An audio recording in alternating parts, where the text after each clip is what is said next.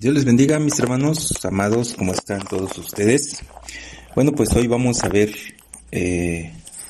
algunas respuestas que podemos dar a las personas que dicen amar a Cristo, pero no a la iglesia.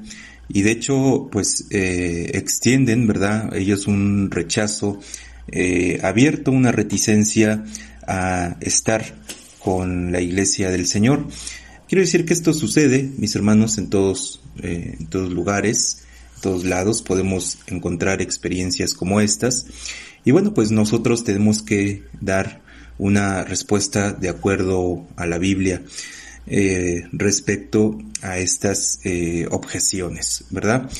La iglesia es la asamblea o la comunidad de creyentes que componen el pueblo de Dios, unidos a Dios por el sacrificio de Jesús y unidos entre ellos por el Espíritu Santo. No es un edificio ni un ministerio meramente, ni una asociación de personas, no es un cuerpo filantrópico, ¿verdad? No es una asociación o una organización que reparte despensas o que hace alguna beneficencia social. No, la iglesia, mis hermanos, es el cuerpo de Cristo, Romanos 12, 4 y 5 y 1 Corintios 10, 17. Es la novia del Cordero, Apocalipsis 2, 19, 2 Corintios 2, 11, 12.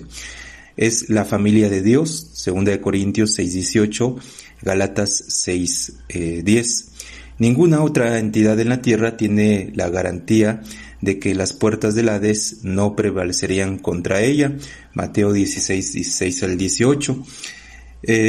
Ya que Cristo muestra en su palabra pues tal aprecio por la iglesia, tales calificativos de alta estima, uno pensaría que todo el que se dice cristiano también amaría a la iglesia, pero no siempre es así. De hecho, bueno, pues hoy en día las iglesias, ¿verdad?, están batallando con que los miembros o los cristianos que pertenecen a una congregación pues sean fieles a esa congregación, sean fieles al Señor, ¿verdad? Y que no dejen de estar dentro del cuerpo de Cristo. Y bueno, pues con esta pandemia surgieron pues muchas más excusas y muchos más pretextos para poder justificar nuestra ausencia en la iglesia. Entonces vamos a contestar algunas objeciones que encontramos con frecuencia para quienes dejan de asistir a la iglesia.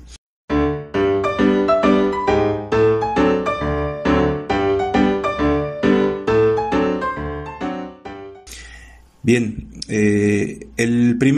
la primera objeción que es muy frecuente es no tengo tiempo, ¿verdad? No tengo tiempo, es que he estado trabajando, es que he estado haciendo algunas cosas. Bueno, pues la Biblia señala, ¿verdad?, que todo tiene su tiempo. La Biblia nos lleva a una vida con un cierto orden y una escala de prioridades en donde en la cúspide de prioridades está Dios. El Evangelio no es una fe que incite a las personas a dejar sus responsabilidades. No, por el contrario, la Biblia y su doctrina, el cristianismo, nos hace más responsables con los compromisos que Dios mismo, ¿verdad?, nos provee en cuestión de nuestro trabajo, escuela, la obligación que nos toque realizar aquí en la tierra.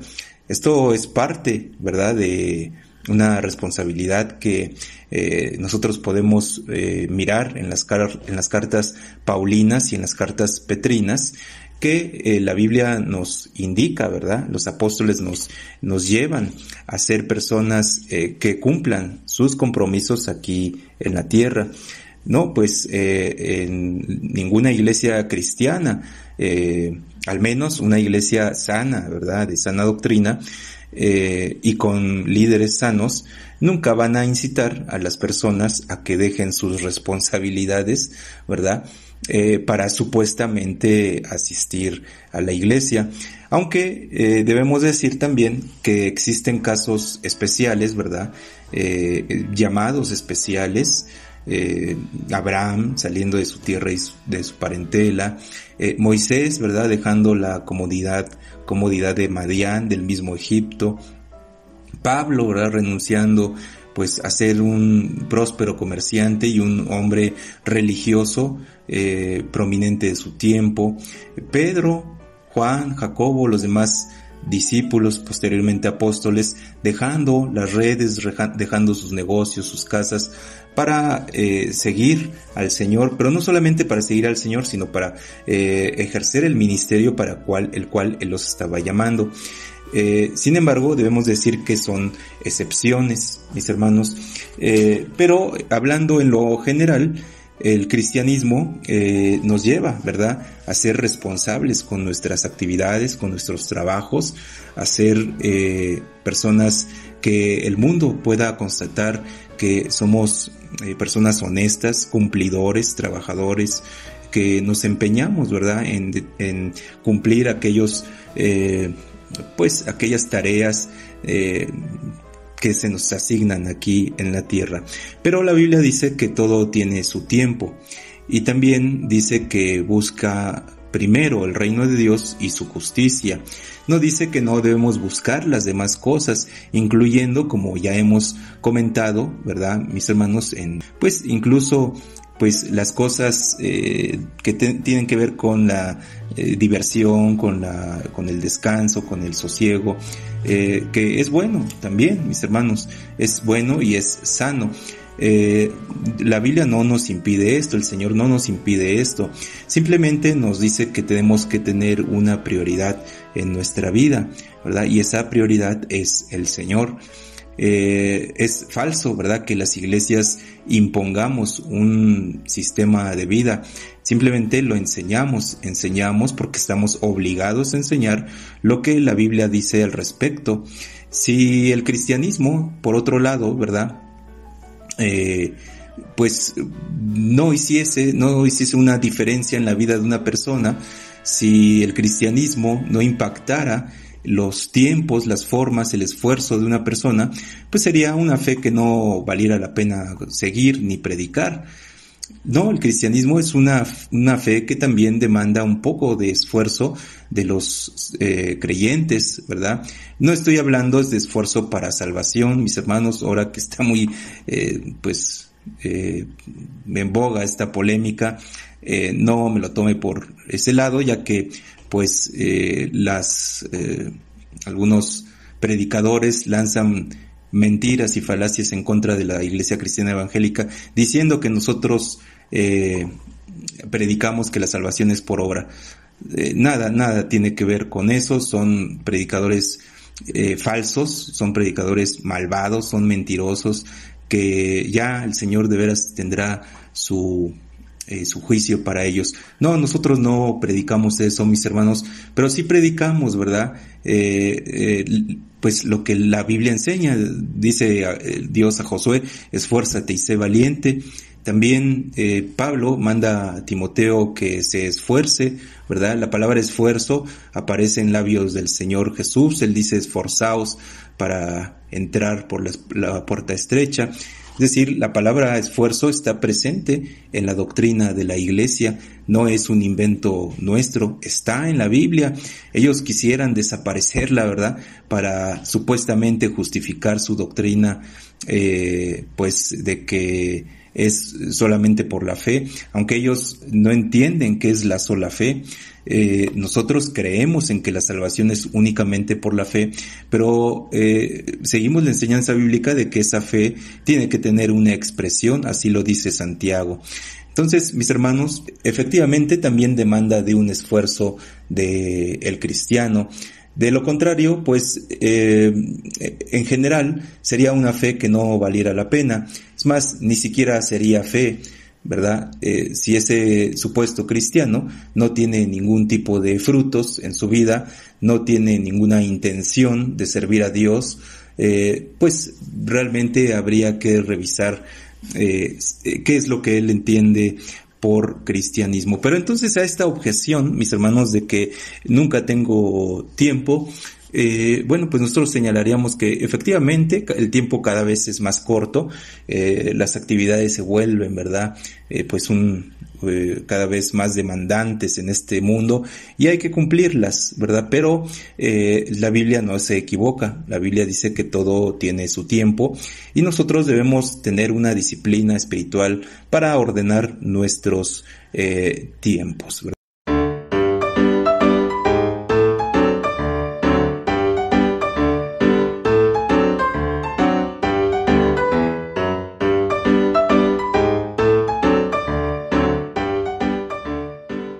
Bien, otra objeción que encontramos, mis hermanos, en las personas que se resisten a asistir a alguna iglesia, a sus congregaciones, esta es una de las más frecuentes, mis hermanos, y es una de las más infantiles al mismo tiempo. La iglesia está llena de hipócritas. Cuando los corazones, mis hermanos, realmente quieren justificar, las personas quieren justificar algún comportamiento, algún pecado, algunas cuestiones que están practicando, es más fácil, ¿verdad? Pues poner culpas en los demás, tratar de que los demás sean personajes malvados, sean pillos, mientras que él o ella se predican a sí mismos o se ponen a sí mismos, se presentan a sí mismos como personas sinceras, como personas que ellos prefieren ser sinceros, pero no hipócritas como los que van a la iglesia. Esto es algo muy frecuente, mis hermanos, en las personas, pero mire, yo le puedo decir con la experiencia, tanto desde el ángulo como desde un psicólogo, tanto desde la experiencia ministerial, lo que yo observo de este comportamiento o de esta objeción cuando las personas nos dicen eso, es que ellos están ocultando algo, es que ellos realmente están practicando algo que no va conforme a la enseñanza de la iglesia. Generalmente es algún pecado escandaloso, que ellos se sentirían incómodos dentro de la iglesia y ellos en vez, ¿verdad?, de decir, bueno, lo que pasa es que prefiero practicar mi vida de esta manera, o prefiero continuar, ¿verdad?, ingiriendo alguna droga, bebiendo, teniendo amistades malas, hablando de cierta manera, frecuentando ciertas personas. Yo conocí, bueno, en una revista, por supuesto leí el caso hace muchos años, en una buena revista cristiana, de una persona que presentaba esta objeción, pero cuando los líderes, en este caso se trataba de el líder de jóvenes, lo empezó a frecuentar al hermano y en algún momento dice que esto sucedió en Estados Unidos, pero creo que el comportamiento es constante, ¿verdad? Dice el hermano que cuando iba de nuevo a buscarlo, él tuvo que tomar otro camino, y entonces pues en ese pues camino que toma, una especie como de atajo, pues logra ver al hermano que estaba pues entrando a un lugar con una prostituta. El hermano lo dejó así. Bueno, pues yo no puedo hacer allí un espectáculo y decidió marcharse, ¿verdad? La próxima vez que vio al hermano, y en su relato él dice que fue la última vez que lo vio, volvió este hermano a presentar la misma objeción. Es que allá todos son hipócritas. Y esto es algo frecuente, mis hermanos, cuando una persona, ¿verdad?, presenta este tipo de objeción, es porque algo está escondiendo. Podrá haber la excepción, creo que habrá quien no necesariamente, pero la experiencia, mis hermanos, nos dice que frecuentemente así es, o por lo regular así va a ser. La persona prefiere justificar su vida de pecado, ¿verdad?, culpando a los demás. Esto es un fenómeno que en la psicología le llamamos desplazamiento, ¿verdad? Las personas prefieren desplazar hacia otro objeto un sentimiento de culpa, ¿verdad?, y la culpabilidad, ¿verdad? Entonces, gracias a ellos que son unos hipócritas, por eso no asisto. Bueno, pues nosotros les diríamos, pues la iglesia está llena de hipócritas. Bueno, pues quizá es cierto, pero como decía algún escritor, siempre hay espacio para uno más. Al igual que otro grupo, cualquier otro, organización, familia o lo que sea, denominación, mis hermanos, para quien idealice las denominaciones o ciertas iglesias, ¿verdad? Sea cual sea la organización o la iglesia, siempre, si se trata de seres humanos, va a estar compuesta por pecadores, ¿sí? La Biblia dice que somos pecadores, y quien dice que no tiene pecado hace a Dios mentiroso, ¿verdad? Quien diga, ¿verdad?, que él nunca ha mentido, es un mentiroso. Quien diga que nunca quizá ha pensado mal de su prójimo, es un mentiroso. Quien diga que nunca quizá alguna vez ha tenido una actitud de hipocresía, también es un mentiroso, ¿verdad? Ninguna iglesia puede decir lo contrario.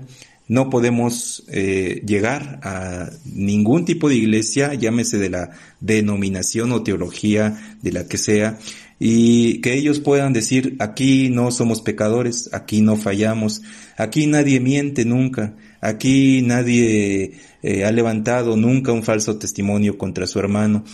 Esto no es así, mis hermanos. La realidad es que todos somos pecadores, aún las personas que estamos buscando de Dios, porque, bueno, esto se debe a una cuestión teológica también. Aún no hemos sido glorificados. Esto sucederá hasta pues el arrebatamiento de la iglesia, cuando nuestro cuerpo también sea glorificado.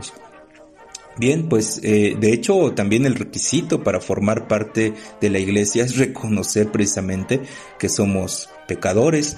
No podríamos señalarnos como no pecadores, ¿verdad?, como que nosotros nunca pecamos, y ocupar un lugar en la iglesia.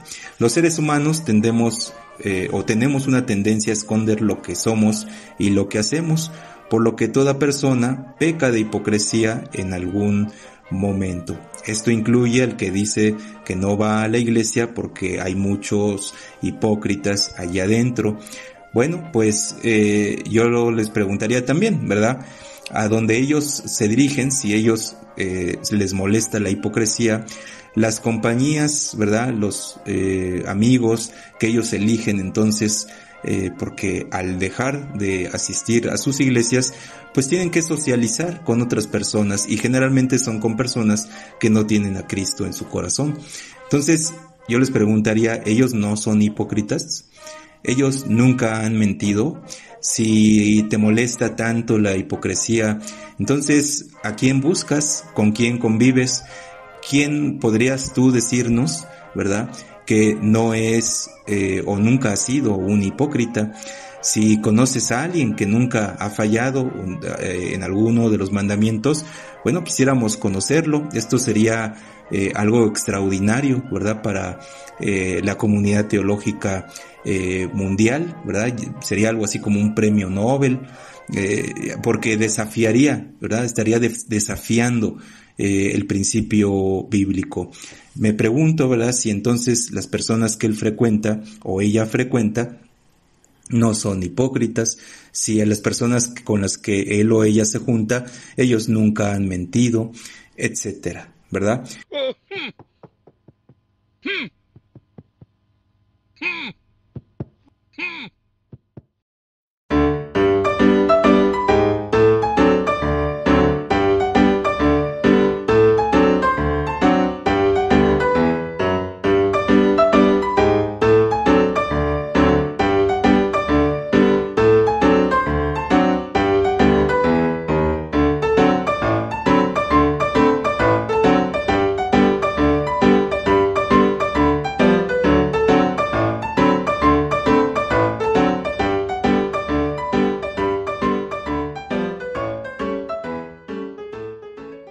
Bien, otra objeción es que ellos dicen, no es necesario ir a la iglesia para ser cristiano.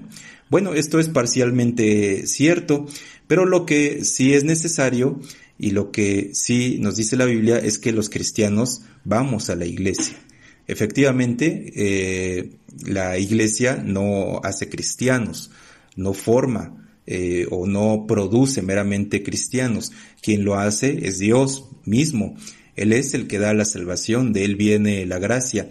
Es cierto, no es necesario, estrictamente hablando, ir a la iglesia para convertirse en cristiano, pero lo que sí es cierto es que sí es necesario que los cristianos vayamos a la iglesia, no dejando de congregarnos según algunos tienen por costumbre. Entonces, en efecto, ¿verdad? Para ser cristiano no es necesario hacerse cristiano o hacerse cristiano dentro de una iglesia. Esto puede suceder en algún parque, en nuestro hogar, efectivamente, sí, así es. Sin embargo, sí es necesario para el cristiano ir a la iglesia.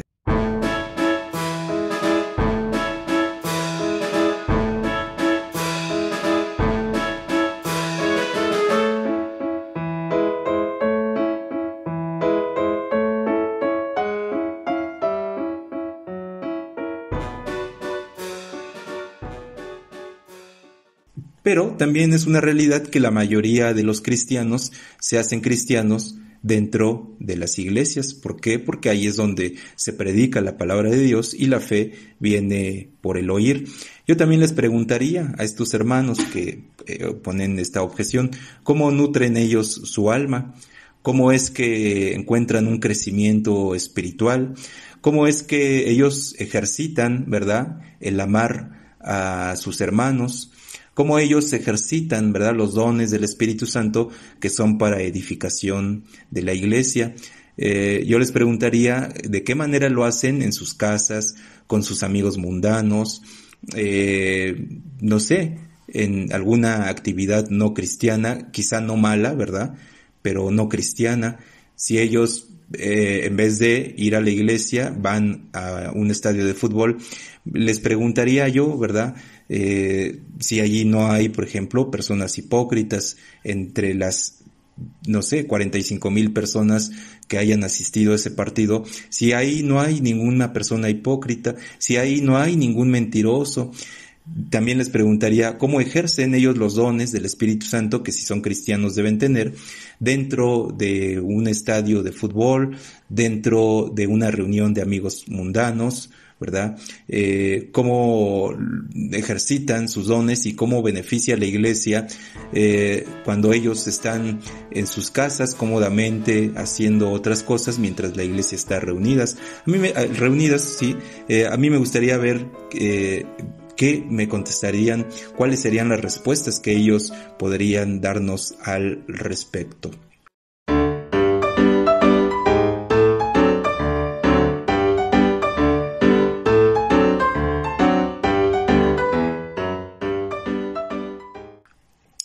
Otra objeción que se pone, ¿verdad?, es muchos pastores son ladrones, no creo en las ofrendas.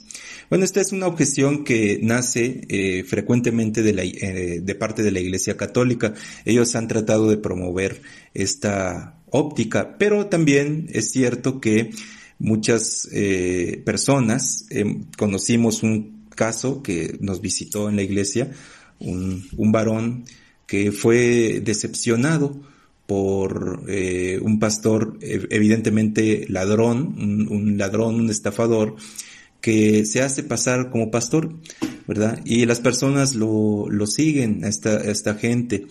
Bueno, y este hombre fue estafado por miles de pesos a manos de este ladrón, ¿verdad? De este pillo, de este delincuente.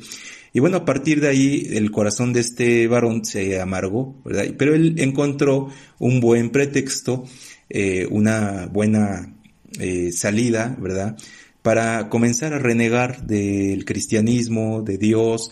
Pero cuando investigamos un poquito más de este caso, sucedió lo que hemos mencionado un poco antes, mis hermanos. Él realmente encontró un buen pretexto porque él quería engañar a su esposa. Y al negar el cristianismo, al negar, ¿verdad?, la iglesia, el cuerpo del Señor, al desligarse de este compromiso, él se sentía automáticamente libre para realizar esta acción, ¿verdad? Entonces, él quería realmente un pretexto. Pero también que podemos contestar a esta objeción. Los pastores son ladrones, solamente piden dinero, etcétera. Bien, respecto a este punto, en el tema de los dineros, de los recursos económicos que solicitan las iglesias, bueno, pues esa persona debe saber algunas cosas. En primer lugar, que las iglesias no obligan a las personas a contribuir económicamente o no lo deben hacer. Dos, reconocemos que sí hay algunos movimientos de tipo sectario, sobre todo, que presionan a las personas para contribuir económicamente con las iglesias, pero que esto no es una práctica bien vista en las iglesias cristianas. De ser esto así, de esa persona encontrarse con una actitud de parte de la congregación, de parte de los líderes o de los pastores respecto al tema del dinero, bueno, pues lo que debe hacer antes de dejar de congregarse es buscar una congregación donde el factor dinero no sea de relevancia, no se haga énfasis en ese aspecto, y en todo caso, pues que sepa, ¿verdad?, que nadie está obligado a contribuir económicamente si no quiere, ¿verdad? Entonces es una opción en todas las iglesias. Y quiero decirles que esto de la contribución económica hacia nuestras iglesias, pues no solamente es en las iglesias cristianas, sino en las iglesias católicas, en las iglesias mormonas, en las iglesias de los Testigos de Jehová, en organizaciones filantrópicas.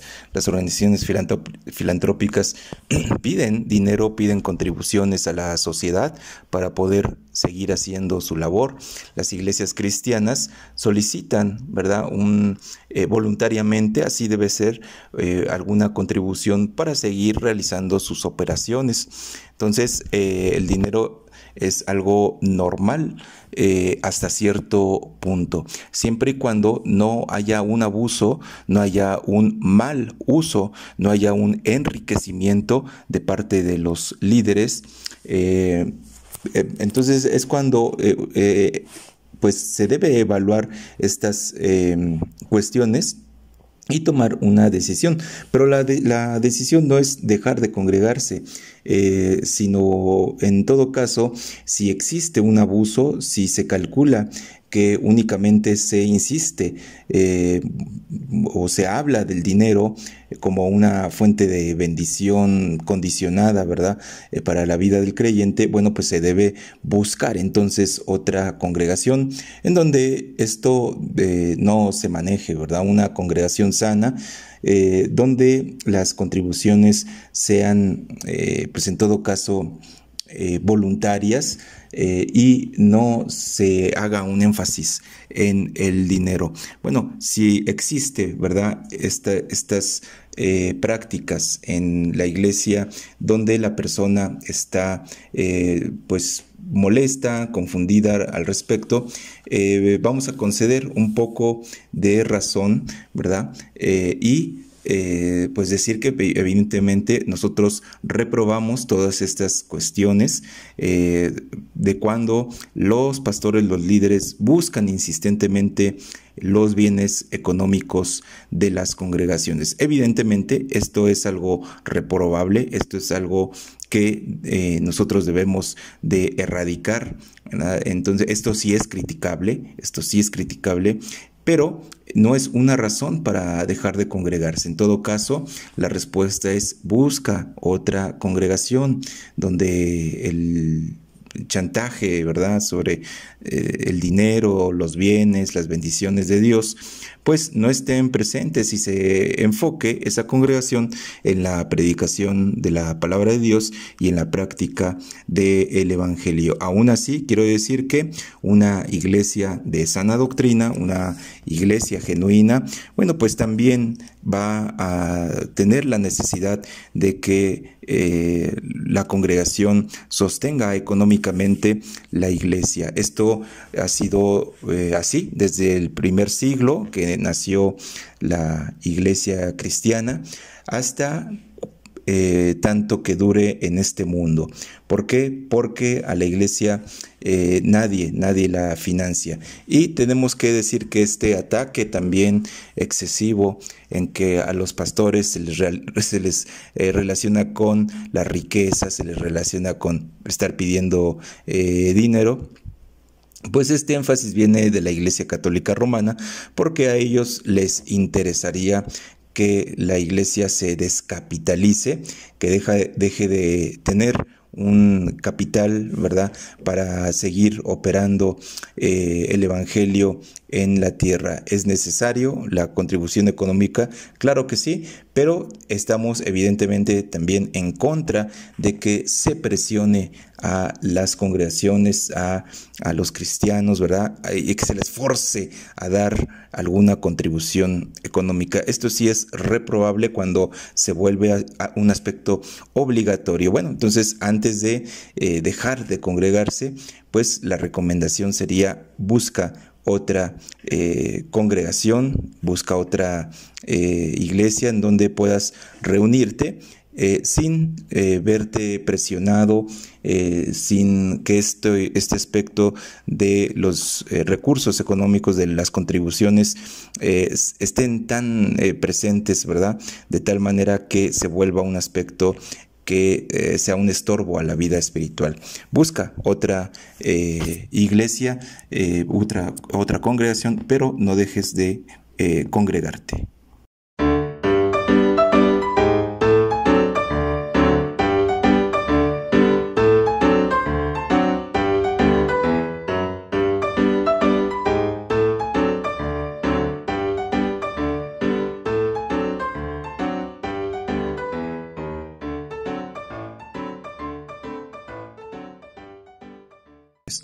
Otra razón es que dicen: yo quiero a Cristo, yo amo a Cristo, yo creo en Dios, pero no a la iglesia, ¿verdad?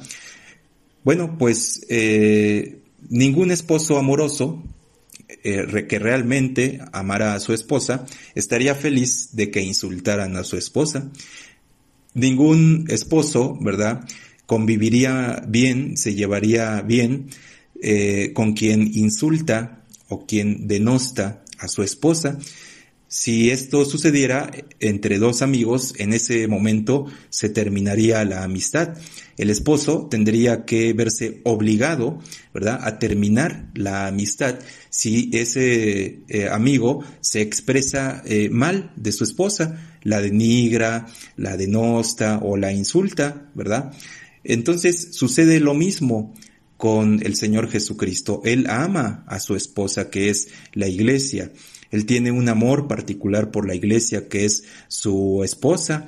Entonces, al punto de vista de estas personas, pues nosotros podríamos decirles: pues mira, que el Señor Jesucristo, con todo y los defectos que tiene la iglesia, Él dio su vida por la iglesia.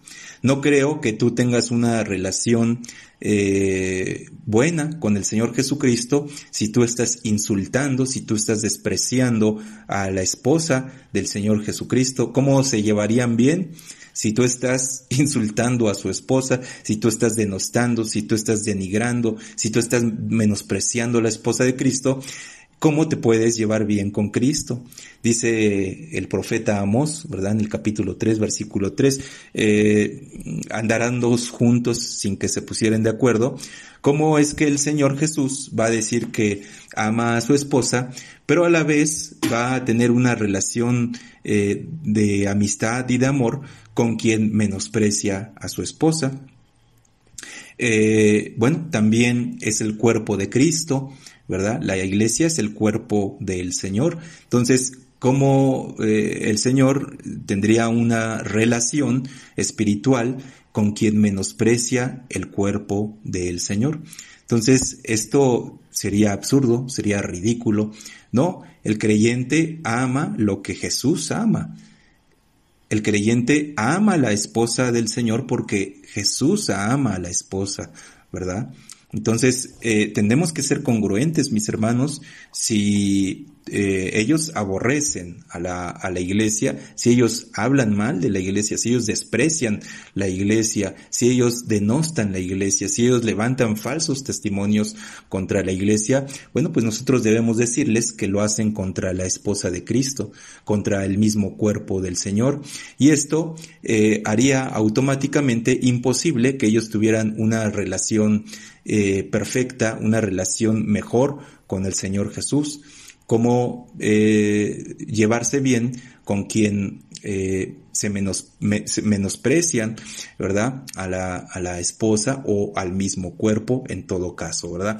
En cualquiera de las expresiones que podamos decir sobre la iglesia, el rebaño, el cuerpo de Cristo, la familia de Dios, bueno, pues quien rechace la iglesia, rechaza todos estos conceptos, ¿verdad? Entonces, no podría el Señor Jesús establecer una relación con esa persona si menosprecia y aborrece lo que el mismo Señor Jesús ama tanto y amó tanto al grado de dar su vida por ella, ¿verdad? Y bueno, mis hermanos, son algunas objeciones, ¿verdad?, que ellos nos presentan, pero también son las respuestas que nosotros les podríamos presentar. Dios les bendiga y espero que haya sido de bendición para sus vidas. Bendiciones a todos.